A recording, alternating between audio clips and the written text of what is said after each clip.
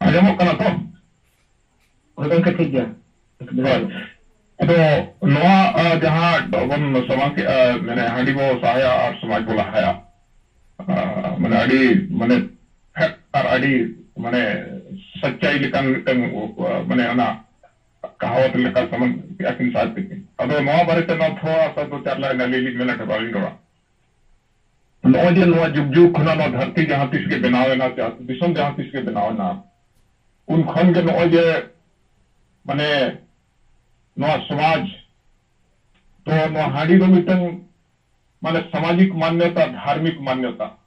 माने मेन गाना वजन नो सावता समाज तो मिटन नो हांडी तो मिटन एडॉप्ट ठीक का माने नो तो ग्रहण ठीक का और धार्मिक मान्यता होना तो माने जहाना धर्म रगे से जहाना के हुई कान माने नोआ बेगर नोआ समाज दो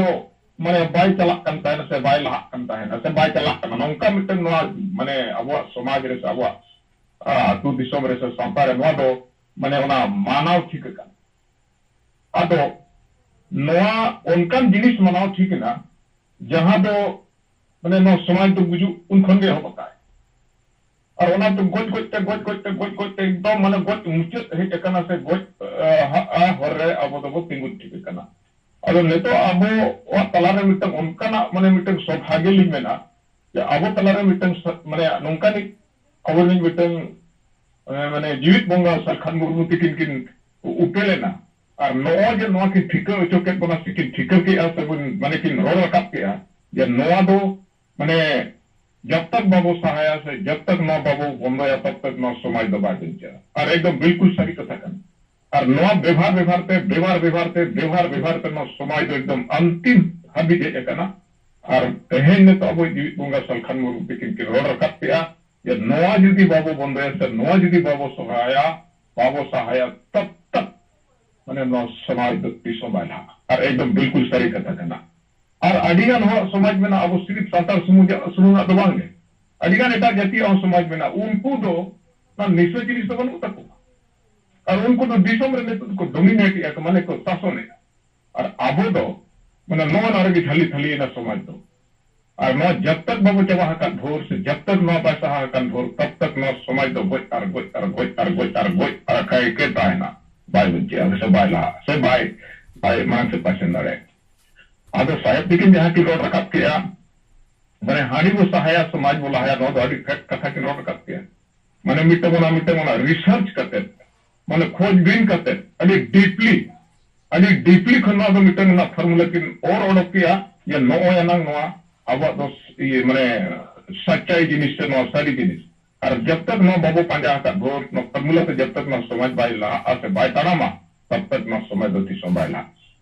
और नो जो सामाजिक और धार्मिक मान्यता नो न्याम का वो समाज से खुना नो दो ओचोक Tigal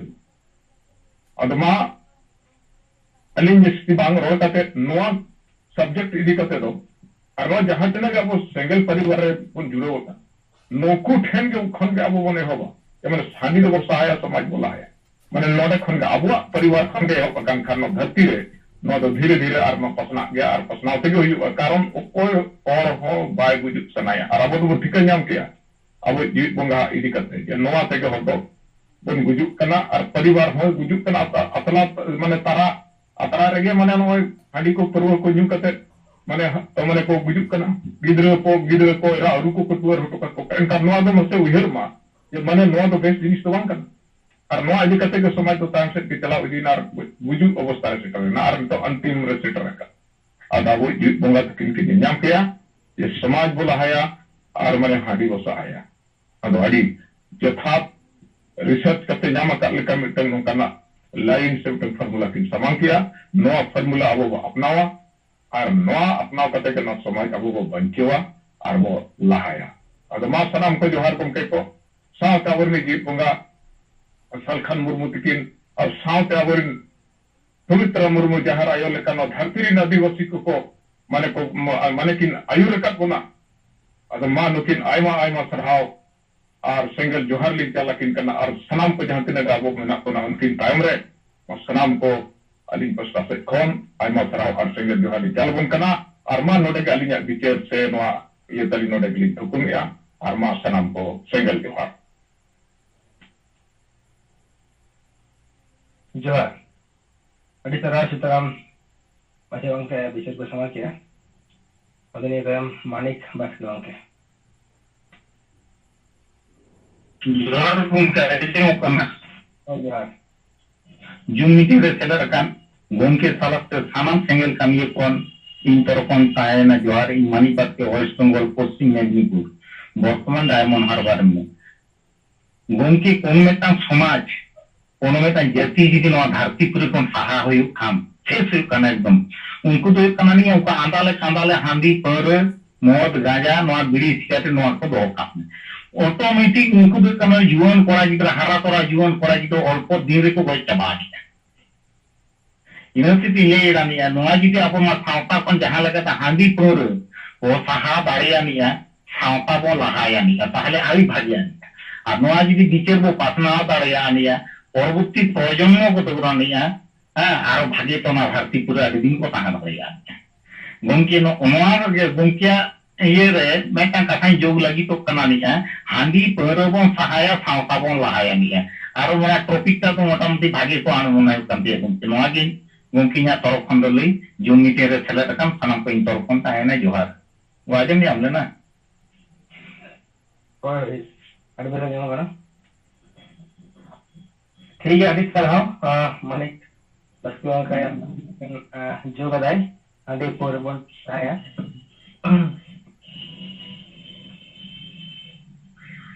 Kalau lagi nesta bos saya kemagu lah ya, ada mah jahaya mana lagi jahana bisa rujuk kerana awal lady mah. Usai itu adalah orang yang orang ngomong cuma tim itu mana?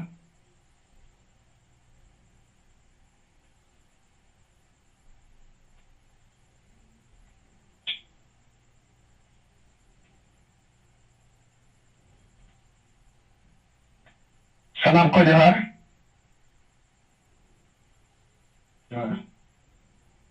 tehnya tinggal juga selat akan jahat tidak jadi samgam ke आशीर्वाद te ar saate salam ko jahat tidak jumre menak bana iba takon duler johar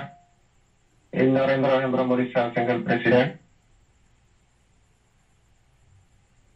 abo talare दिन हिलोग लकागे जुमरे अब गलमाराव अड़ी लेकाना कथा नावा कथा को अब बन बिचेरगा और नीत लगिन ते दो नय गमके तिकिना जहां ट्रीटमेंट चला कना नोरे इम्प्रूवमेंट हिजुग कना नोआ खबर को अब नाम काते मने रे अब Iteng raska kusi. Apa talare arho gomke tikin kete arho na nongka ke kata ko bicar kokin daya buna abo kin margadarshan buna abo patiyo mena abo jaha katha bon समाज रे जहां bon ror kana noa joto katha आदिवासी बांचा लगिन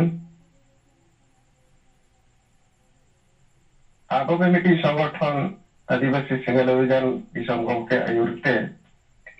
जे समाज विषय ते आबो बन चिंतन मंथनया आर ओना लगन आबो बन कोशिशया आदिवासी समाज बांचा लगिन आदो नित धरिते जहां ने लकना अडिगान के नोरे प्रभाव हुयुक कना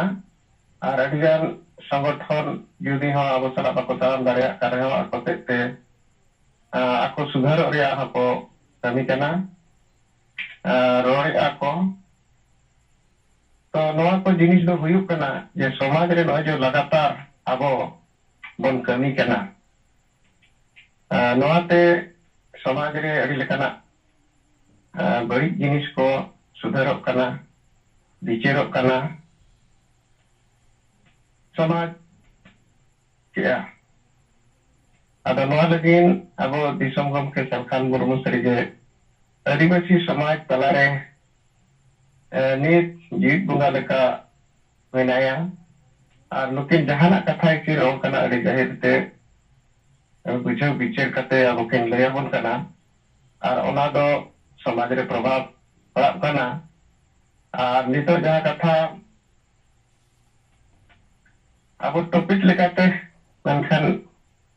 मेन दो मिटर विचार लेकान विषय अब बन विचार या जे हानि बन सहाया समाज बन लहाया नवा चितार अब बन विचार या तो जहाँ कथा रे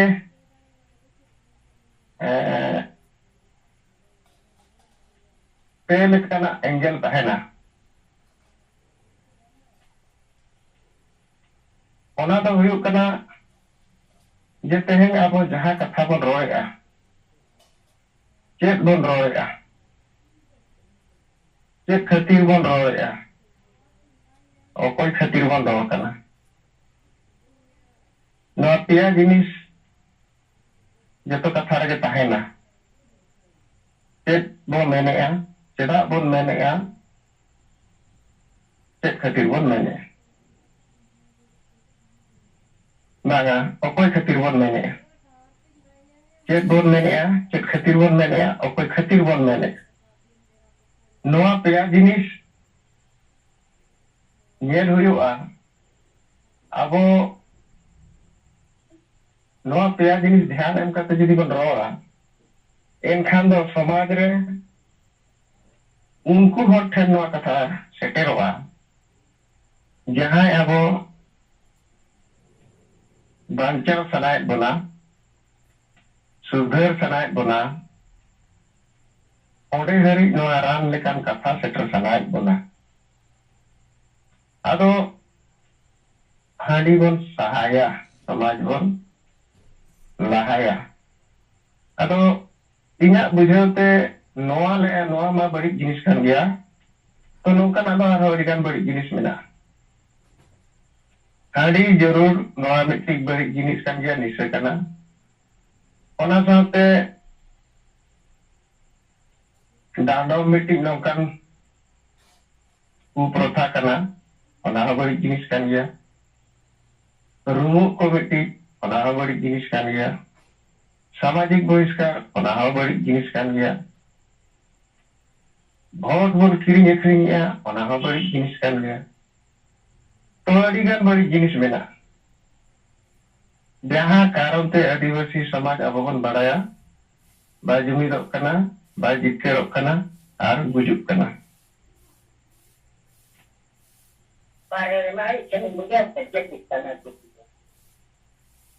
तो नवा जो बन मेने हाडी बन सहाया ओकोय बन मेताय कन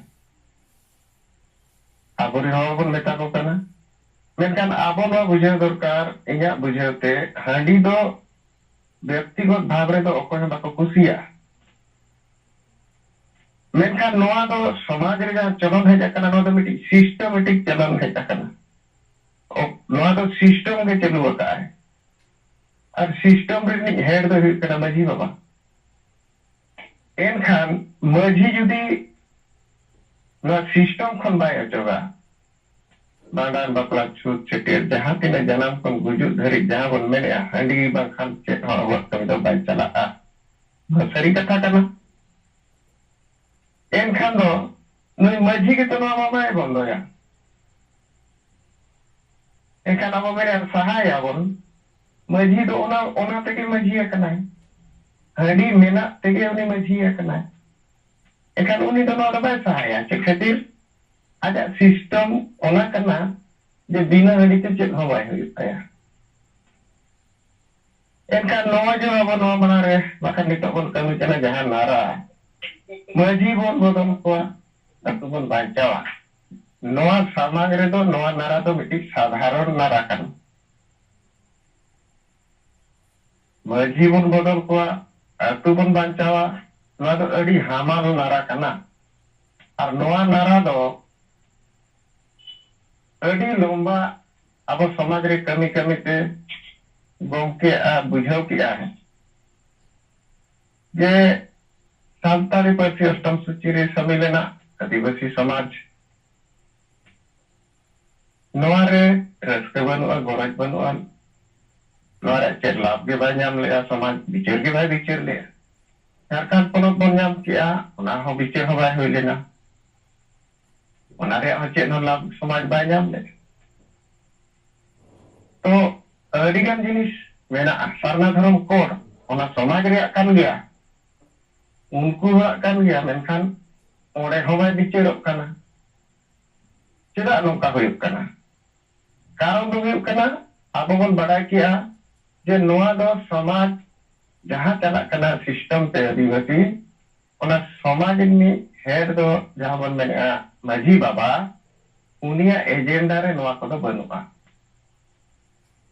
ᱟᱫᱚ ᱢᱤᱫᱴᱤᱡ ᱢᱟᱺᱡᱷᱤᱭᱟᱜ ᱮᱡᱮᱱᱰᱟ ᱨᱮ ᱵᱟᱭ ᱛᱟᱦᱮᱱᱟ, ᱮᱱᱠᱷᱟन ᱫᱚ ᱱᱚᱣᱟ ᱠᱚᱫᱚ ᱵᱟᱭ ᱪᱟᱵᱟᱜᱼᱟ, ᱱᱚᱝᱠᱟ ᱜᱮ ᱪᱟᱹᱞᱩ ᱠᱚᱜ ᱜᱮᱭᱟ। ᱮᱱᱠᱷᱟन ᱟᱵᱚ ᱵᱚᱱ ᱢᱮᱱᱟ ᱢᱟᱺᱡᱷᱤ, ᱟᱵᱚ ᱵᱚन ᱢᱮᱱᱟ ᱦᱟᱺᱰᱤ ᱵᱚᱱ ᱥᱟᱦᱟᱭᱟ, ᱚᱠᱚᱭ ᱵᱚᱱ ᱢᱮᱛᱟ ᱠᱚ ᱠᱟᱱᱟ? ᱱᱚᱰᱮ ᱫᱚ ᱢᱟᱺᱡᱷᱤ ᱫᱚ ᱥᱤᱫᱷᱟᱹ ᱫᱚ ᱵᱟᱭ ᱴᱟᱨᱜᱮᱴᱚᱜ ᱠᱟᱱᱟ। ᱱᱚᱣᱟ ᱫᱚ ᱠᱚᱢᱚᱱ ᱯᱤᱯᱩᱞ ᱵᱟᱠᱷᱨᱟ, ᱢᱮᱱ ᱫᱚ साधारण हर बखरा नवा नारा दो ठीक गया, मेनखान उनको दो बाको बोल दाड़ेया तो बॉबिक दो भेगार गया। और उनी जहां मझी मेनाया हेड नवा चालू दो रेनी, उनी आजे गुलाम गया सिस्टम ते। आजे बड़ाया मझी लेनखानम भांडन रे तीन टुकुज लगतिया, बापला रे तीन टुकुज लगतिया, छुटछटी रे तीन टुकुज लगतिया, ओनाय बड़ाया और उनी दो ओनाय चालूया। एनखान नोडे अब बन मेरे हांडी बन सहाया, जोतो मझी को मेना हांडी दो धर्म रे आकना, हांडी दो बन सहाया। एनखान जो नोय कॉमन पीपुल अतुर को ताहेना साधारण हर, नुकु दो टाइम दो नोय चितार दो बिस्ती चेन हो करर दाड़ेया। और ओना हालत तेगे नितो अब बन कमी कना, नो अब प्रैक्टिकल नो बन नेलेया जे व्यक्तिगत भाव रे जदि जहाय मिदम कुलिया अकोय ह बाय कुसिया निसे दो अकोय ह बाय मेना जे इनि हपन हाडी परवे जेमा, अकोय ह बाय मेना जे इन बाय हाडी परवे जेमा, अकोय एरा हपन मिश्रा ह बाको कुसिया ना दो। एनखान चेदा चालू आकना, चालू आकना नोआ खातिर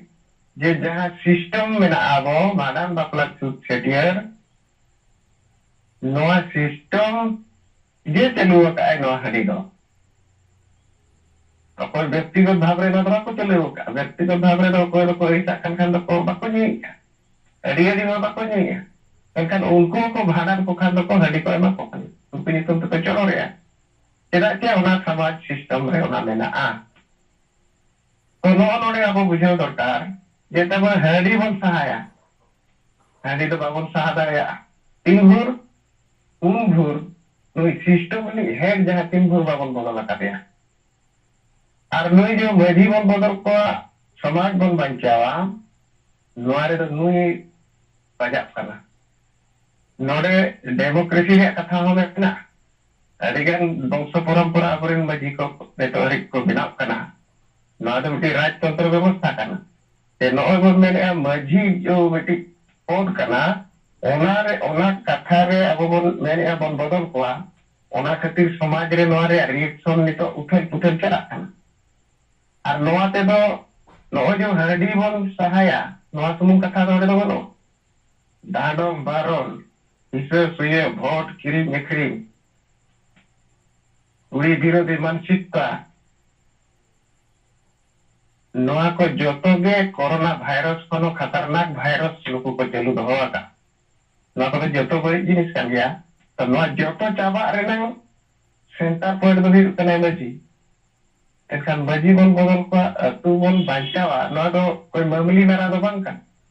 नोआ नारा लगे जोतो जिनिस हिजुआ नोआ को। तो इना बुझावते जहां नितो कथा अब बन कमी कना, तो मझी बन बदल को अतु बन बांचावा, नोआ दो जुदी अब दिन के बन गलमारावा के ना दिन के नवा के बुझो, नवा खातिर नवा के बुझोआ जे जोतो समस्या ओडे के मेना और जोतो समाधान हो ओडे के मेना। अदो इन पाटा खन तबो नवा के इना मिटी विचार दो जे अब समस्या दो अडी गान बन बड़ाय गया। अडिगान समस्या बढ़ाए बढ़ाते अडिगान कमी कमीते नोड़े बन सेटर करना जे अब मजी बन बदल को अतु बन बांचावा तो अडिगान सार बन तुnya जुदी ओना सार रे उगली बाय तहेना और मिट्टी सार रे जुदी उगली तहेना ओना जुदी ठीक जगह रे बन तुnya टारगेट रे ओना तेगे समाज दो बांचा तो अब गमके जहाँ कथा मेना का अब उनका बाबन कमी दाया मिट्टी नेता 1000 के लिपलेट छापाय मा मजी बन बदल को अतु बन बांचाओ तो अब 2 लाख गन कार्यकर्ता में अपना एक्टिव कार्यकर्ता ओडिशा बिहार बंगाल झारखंड असम और त्रिपुरा ने त्रिपुरा को नेपाल को हते बांग्लादेश सभी तो मान लिया मिट्टी कार्यकर्ता 1000 को छपाया गमके जहाँ लोग कथा मेना का तो 1 लाख कार्यकर्ता के 1000 तो चेक नवाल करना तो उन्हें ढेर नवारिया माने लिपलेट हुआ माने मिट होना बाको पूछी जो और नवा विचार विचार विचार विचार ते अब जहाँ नवा विचार विचार ते बन बना जाम किया जे जहाँ ना के बड़ी जिनिस करना कारण तो नुकु kan गया तो उनाते इन्या में नवा जो जीवन बदल को अतु बन बांचावा नवा नारा दो निर्धारित जहाँ तीन बन कमी अगुआ का जो तो कौन हमाला टारगेट रे मिट्टी नारा करना और नवा सार ते दो समाज बदल गया चेक खातिर जहाँ तीन के बड़ी हुई करना उना बड़ी इरिनी चलुई बन टारगेट अकादिया नवा रे और उन्हें जब तंत्र कथा बन रोल करना वाला कथा में उन्हें मेन किया जे नुकु दो वंश परंपरा सागे में ना तो इन पाटा को तबो नितो नवा चितारे तो बिचार जे अडिगान नारा तबन मेना मेनखान सिस्टम बदल रे नारा तो तबन नोआ करना और सुधर दो अडिगान जिनिस रे को सुधर बन में बड़िया जिनिस बन सहाया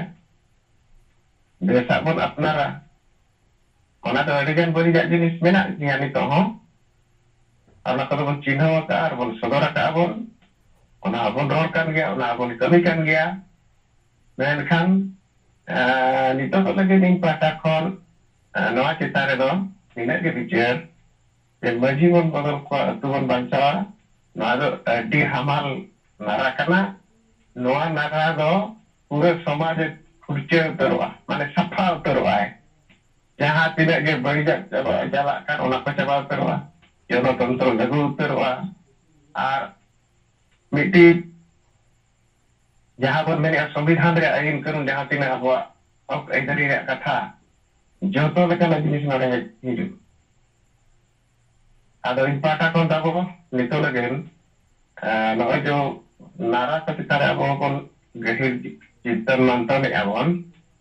नवा चितारे इजा बुझो लेकाते जीवन बदल पा तो मंचा पा नवा नारा खंडो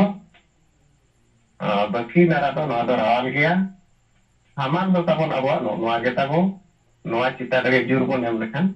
eso ठीक है गमके को माई पाटा को atau no aja ini coba topik kita ada bicara sama kita mana tanam kerjaan. Ya, gongke kita nak position orang itu lokal kalau pun dari jam itu. Jadi terhal mana kita lagi tu ah. Mana itu yang sebenarnya seorang gongke itu kalau isi itu gongke jah kita এখন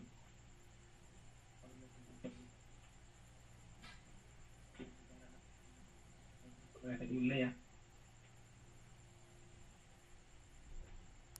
itu rubahnya ya sekarang oke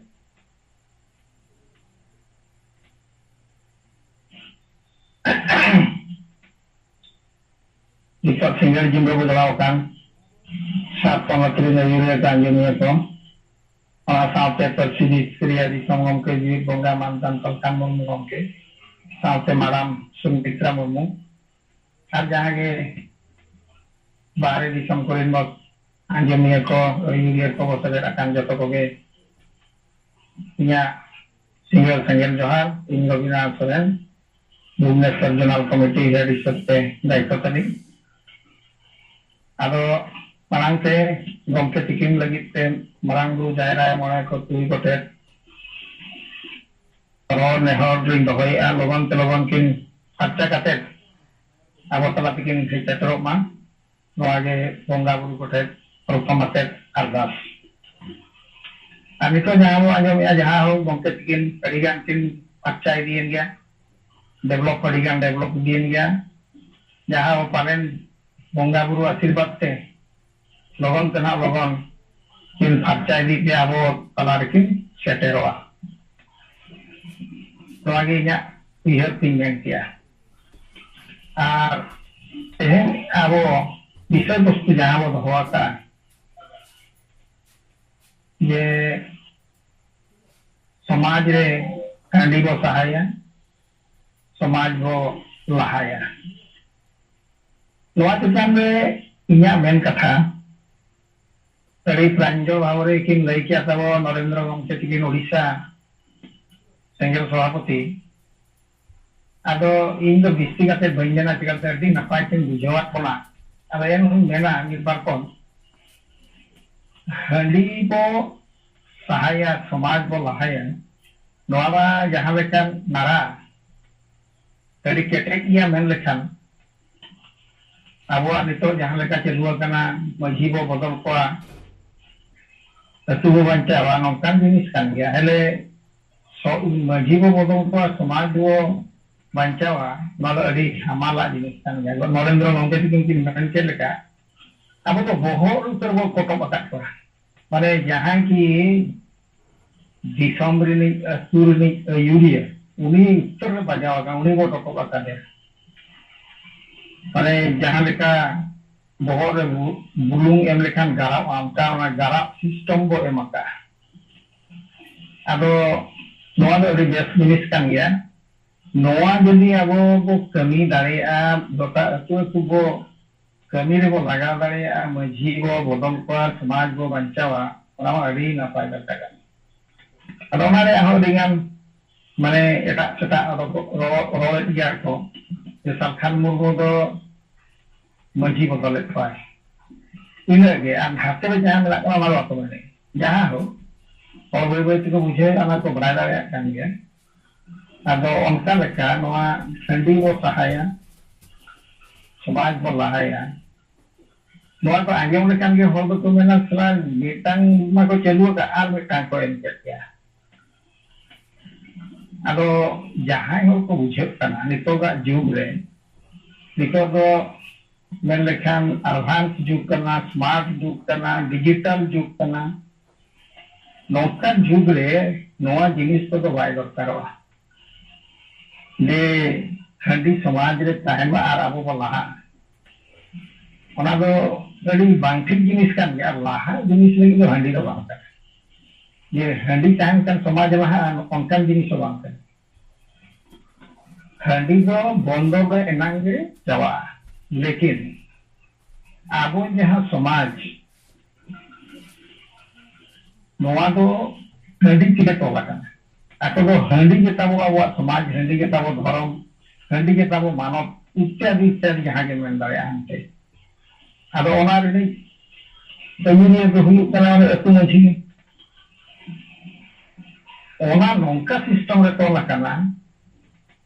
नोआ को बदल लगी से दो अरिगान जिनिस दरकारवा माने Meta fast time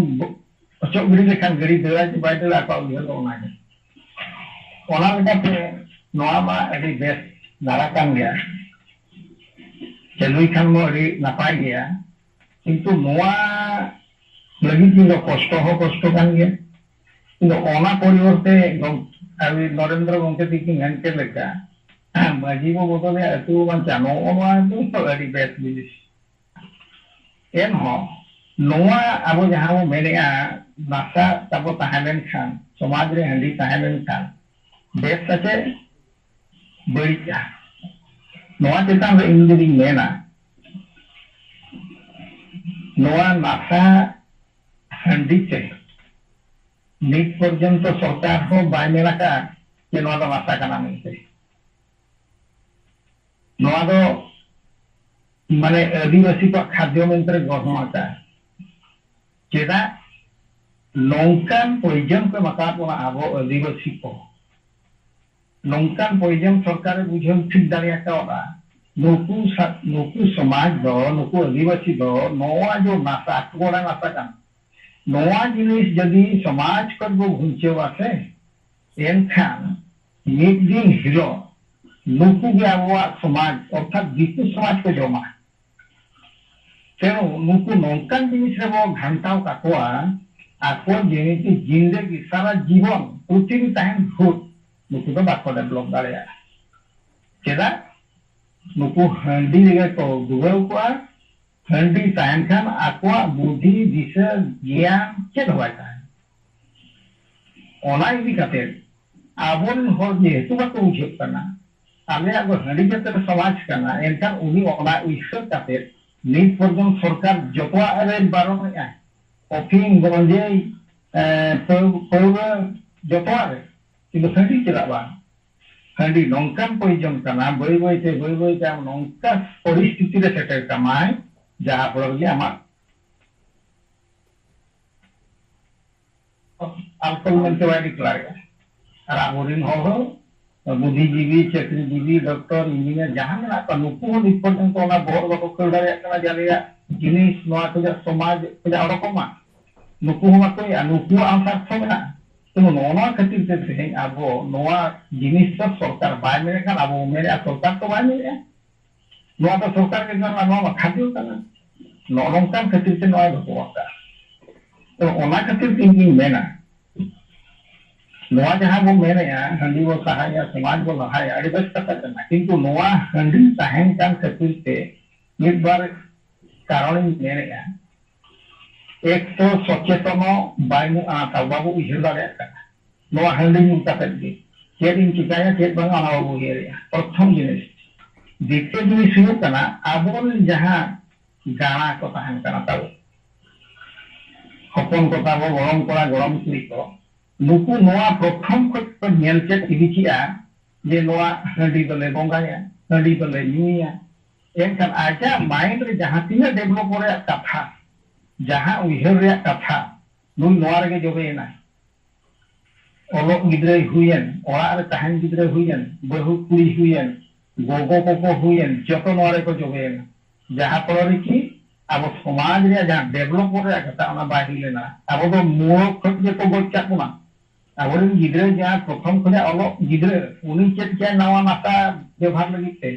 एनखान द्वितीय पॉइंट मेन किया जे आवा समाज रे नौकान जिनिस दो करा जे गिद्रे खन जे को व्यवहार लेखान उजवा करे ब्लॉकदारे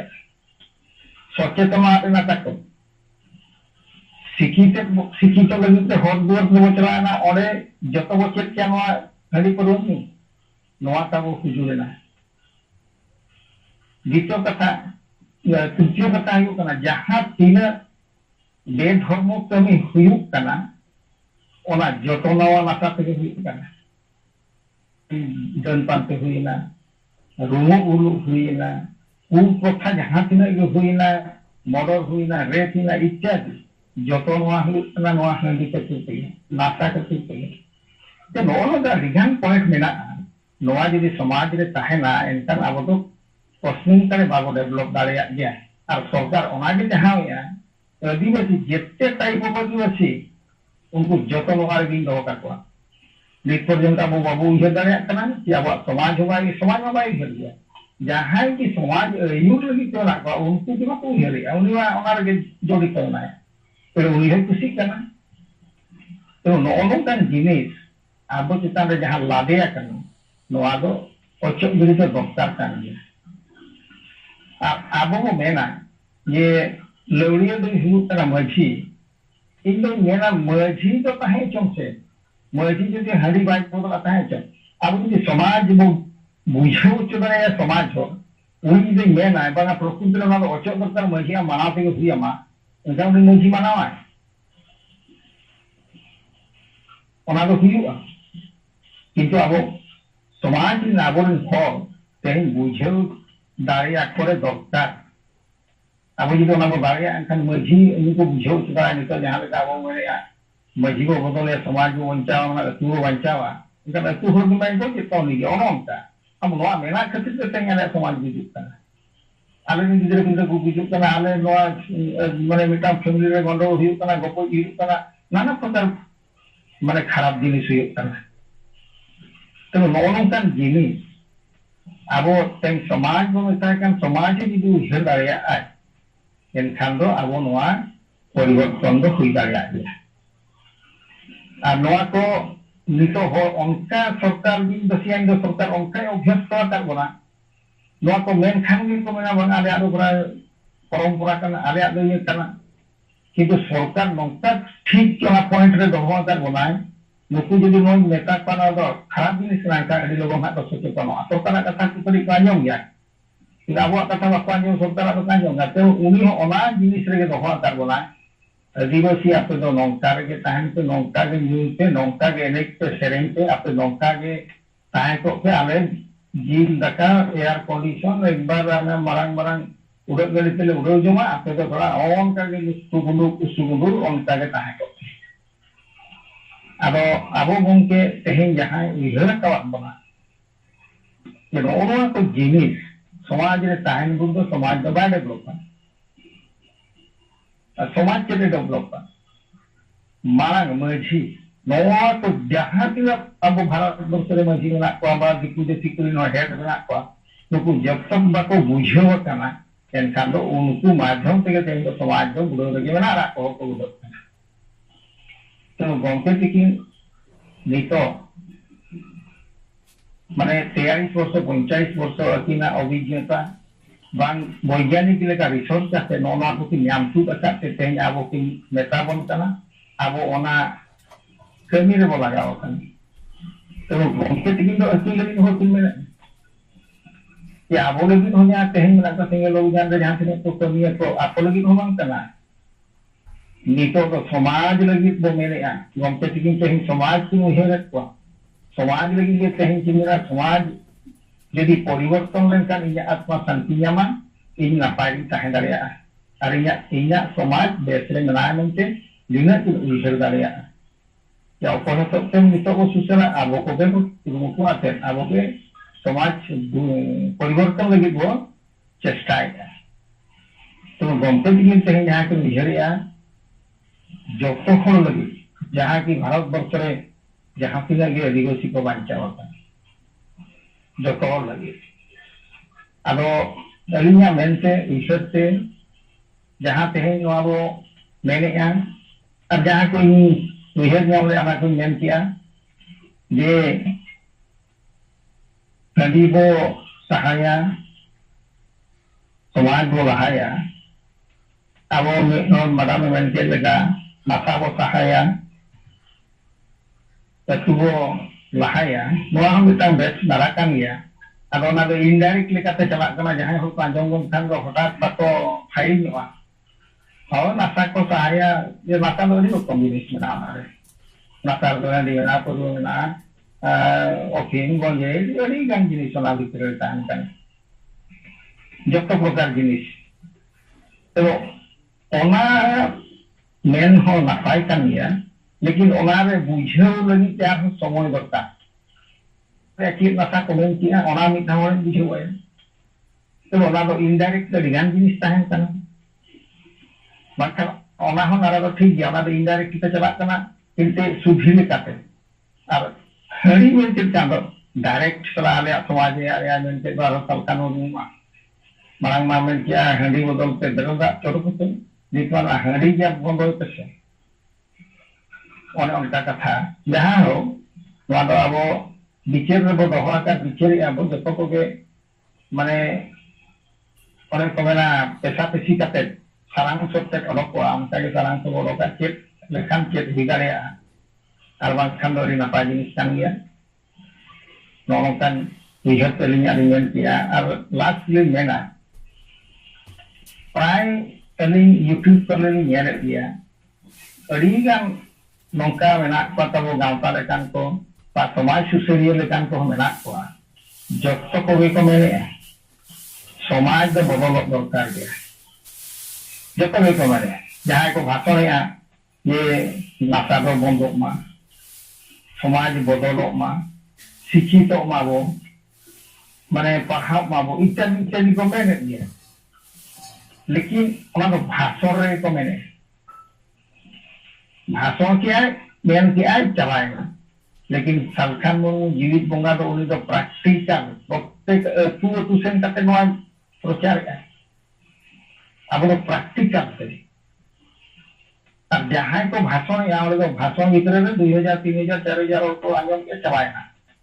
वहाँ तो उन्हें इम्प्लीमेंट तो बाई को बाना सरीगा हमारे उनका रखने वाले भी आमन उनका को मेन होगा चलाएगा तो अब तो प्रैक्टिकली अब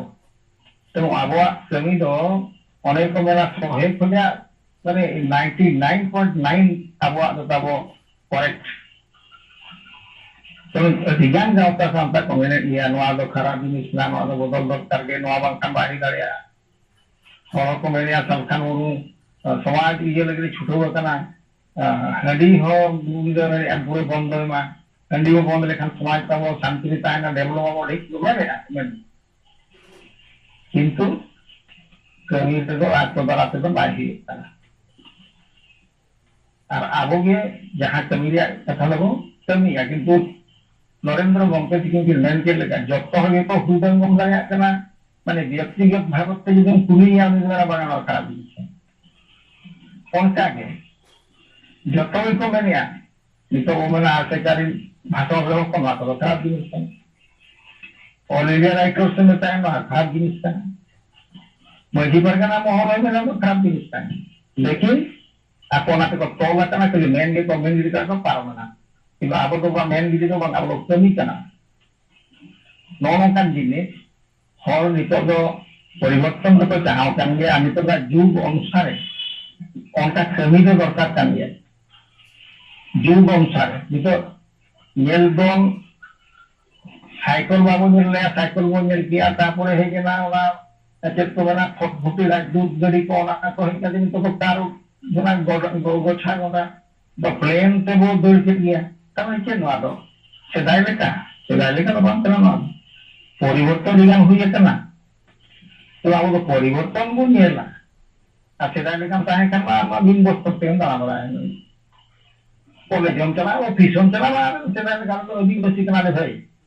आले तो नंका गाले तो वस्त्र को आले बरोबर चला को लगा में पगला को दान को तो अधिक बसी पगला चला या को हटा दो चला तो उसको फाइन कोई मान के सेदाय लेका में कहता है वो पूरे समाज भीतर में के वो मेरे सेदाय लेका कि वहाँ समाज से बाहर से निकले खान दो माने बाउंड्री को जब बाहर बड़ो करने के समाज तो पूरे परिवर्तन चला है और उनका कथा नितो में जहाँ जहाँ को मान जनोगे परिवर्तन तो दरकार कान गया परिवर्तन बा परिवर्तन समाज तो बाय डेवलप हुआ सोचिए अब जाति धर्म बाय डेवलप करे नौका के तेणु जहाँ हो जहाँ को मेनसेट अब तो समाज बदल लगे तेखान को स्ट्रगल ते हुआ कमी ते हुआ और समाज जहाँ लेका तेगे अब मांग से इदी तेगे हुआ ओना इदी का फिर अब तेहन जहाँ नवा को दरमका हड़ी को बदला समाज को लहाय आना तो ठीक है मैं जो तो ते उयर करते ओना रे रिजिम को वो पाते जामा और नवा प्रचार प्रसार करने लगी गया किंतु नरेंद्र गंके तिकिन जहाँ बेटा पॉइंट में क्या हमारे सपोर्ट अडिगान जो तो खया हमाल जिनिस तो हुई करा मजी को बदलता ऐसे वो बच्चा नवा यदि वो बदल दाया था मजी जो अतुरे शिक्षित मजी और पढ़ा मजी वो बना दाया था इनका तो ऑटोमेटिक उन्हीं हो गया ना हड्डी को वो चपाती का हड्डी बाय करता रहो इन दिनों में ना कभी हड्डी अलग नहीं बोंगाए छूट छट्टे वांडाम तेलमान से अलग नहीं बोंगाए चेतवा उनको दिकू कुछ मेरा उनको बकवा उनको मेरा बाबू का उनको पढ़ाओ करना उन्हें बड़ा हमारा इंजीनियर डॉक्टर चीज को बनावा करना उनको तो बकू होगा उनको जो पढ़ाओ करना और वो तो बोंगा करते नहीं तो किधर पढ़ा करना आप तो डी पे वो चवा करना उन्होंने तक था तो जीतो का जुग रे परिवर्तन दो निहाती दरकार मारा से लाहा निहाती दरकार और उनके मात्रे जिला इन mania kami muncul dari nilai dengan tahu gompe tikin lagi ke jangan kini tahu balikan kisi sahaja bo yang ini mage nuan ro tongge tembo boka nuan mitang muncul dari telinga pas ar anggu hotel nehor taeng na joto pasta pergi tahu aborin kami ko pasta pada gompe tikin lobong tin besoma alam kotalat gini gimana ngomong tak adanya joto pasta pada ardas nehor taeng kena bunga hotel hindi nga benta kerja jotok salah telinga muncul tinggal jalan jalan bola matro nore giling taena iya ro narang soren acara binaan soren yang dicoba jam kia ada di Serhau itu gabut talara kesi tudu rabi kella yang dicoba jam Ya, di meeting saya katakan joto gongke ko isang gongke tawsan mo madam sumu ke joto ko de jahar dan orang action apa joto cuman jahar aja nakikin besok mah lari tinggi apa terlalu di cuma tahu tak bisa buat diskusi daya pernah apa nih gongke ko apa bisa kita kan je mohon maaf jalan bawa dari marang saat kena konti tuhan majiban botol pa ikuman bancara saat ini kan maji kusen nato bajar kana ini kan pura-pura bajar kana nanti sosial media pura tina maji itu lo aku video ko padalo ka ongkanya lo kana tapre mari api aku ko jepang ko ya cicit tika apa do dapat ya tapi maji ko botol terlepas betul dari hari kan kata antara itu publik kena atau ini minta aku kena ya ale tu balik botol aku ke ale tu balik botol kan ni jadi botol tu lah itu nuah tu main jenis tu apa orang tu pakai bicara orang kerja orang kucing main kata tu orang nak aku mah kan kata babon botol dari atau babon botol ko ya orang mana bicara lagi dengan itu ko bajok kena ona taban men em do pale gongke tikin ha do onta unko to metat patina hor jong onta kana ona man no dito ina man ko setra ko ne to mare ona bicar lagi ko bajau kana aba jo point ko omare ona tapre ar mitang jo handiri apon men ya handi new hor do not marang sa tapon handi new hor do onda kunya kita bere dem kham ke tam do new ko chala time do उनको अगर break के बैठा है ना limit के बैठा है ना और उनका न्यू होल्ड दो तब दका को बाको जमा तब लो ऑटोमेटिक हार्मोन खराब हुआ किडनी खराब हुआ लिवर खराब हुआ तापर तो हार्मोन कंजरा लास्ट में उनको तो टीबी नाम पता है वो आगे वो बात है ना बीमार तो तब लोग बुद्धि उसे गए तब तो नॉर्मल मैंने समाज रा खराब जिस कर गया हो दो बेस के को बुझे रहे हो खराब को बुझे रहे तो हनी दो समाज तो हनी में दिखान के उच्च इंसान के आ रहा है कष्ट को बुझे अब umum लगावkan ya अब apa aja di अनुमति tahena समाज रे मिटang bana berate nah ini dia minta kata ini buat apa jadi permen kan